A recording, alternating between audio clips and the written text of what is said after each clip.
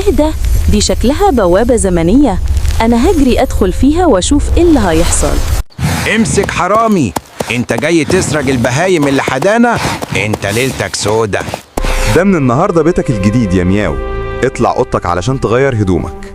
واو، معقول أنا هعيش في الجمال ده كله؟ ده أنا أمي دعيالي. اهدى، دي شكلها بوابة زمنية.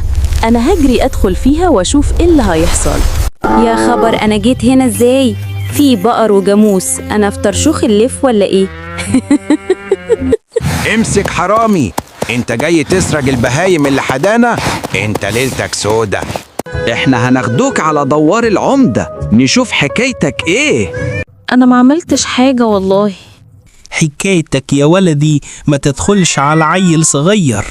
احنا هندخلك السجن لحد ما نشوف وهنتصرف معاك كيف.